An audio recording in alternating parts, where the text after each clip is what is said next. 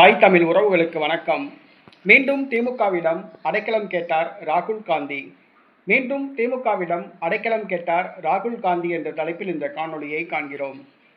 கடந்த 10 ஆண்டுகளுக்கு மேலாக திமுகவிடம் கூட்டணி வைத்திருக்கும் காங்கிரஸ் கட்சி தேர்தலுக்கு பின்பு தமிழக வெற்றி கழகத்திடம் போய் சரணடைந்தது.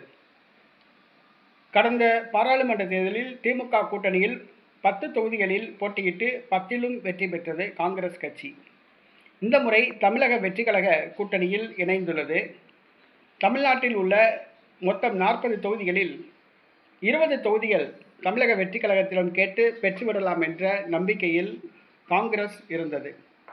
இந்த விருப்பத்தை ஜோசப் விஜயிடம் காங்கிரஸ் கட்சி தெரிவித்தது.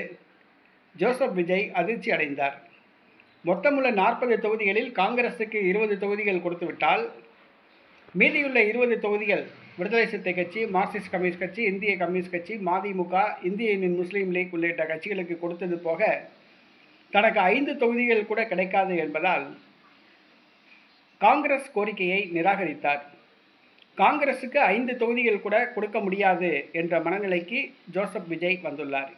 ஏனென்று சொன்னால் தமிழ்நாட்டில் மொத்தம் 30 தொகுதிகளில் போட்டியிட தமிழக வெற்றி கழகம் திட்டமிட்டுள்ளது. 10 தொகுதிகள் தான் கூடுதல் கூட்டணி கட்சிகளுக்கு ஒதுக்க முடிவு செய்துள்ளது. காங்கிரஸ் கட்சிக்கு இது மிகப்பெரிய அதிர்ச்சியை கொடுத்துள்ளது. தமிழக வெற்றி கழகம் பக்கம் சென்றால் 20 தொகுதிகளில் போட்டியிடலாம் என்று கனவு கண்டது. தற்போது 5 தொகுதி கூட கிடைக்குமா என்ற ஒரு சூழ்நிலை ஏற்பட்டுள்ளது. இதன் காரணமாக பாராளுமன்ற தேர்தல் நேரத்தில் திமுகவுடன் இணைவதற்கு பதிலாக தற்பொழுதே திமுகவுடன் நட்பு பாராட்டலாம் என்று கருதி திமுகவின் கதவை தட்டினார் ராகுல் காந்தி. மு.க. ஸ்டாலினிடம் அலைபேசியில் பேசியுள்ளார். ஆனால் மு.க. ஸ்டாலின் எந்த ஒரு பதிலும் சொல்லவில்லை என்று கூறப்படுகிறது. மீண்டும் திமுக கூட்டணிக்கு வர காங்கிரஸ் விரும்புகிறது. ஆனால் திமுக கூட்டணியில் காங்கிரஸ் சேர்க்கப்படுமா என்பது கேள்விக்குறி.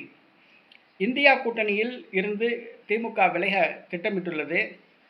தேர்தலுக்கு பிறகு காங்கிரஸ் அல்லாத மாநில கட்சிகளை ஒருங்கிணைத்து 3வது கூட்டணியை அமைக்க மு.க. ஸ்டாலின் விரும்புகிறார்.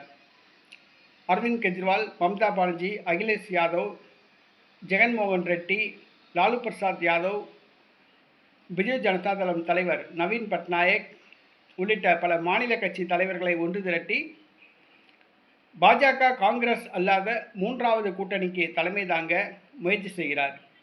தற்பொழுது காங்கிரஸ் மீண்டும் திமுக கூட்டணிக்கு வர விரும்புகிறது. ஆனால் மு.க. ஸ்டாலின் எந்த ஒரு பதிலும் சொல்லவில்லை.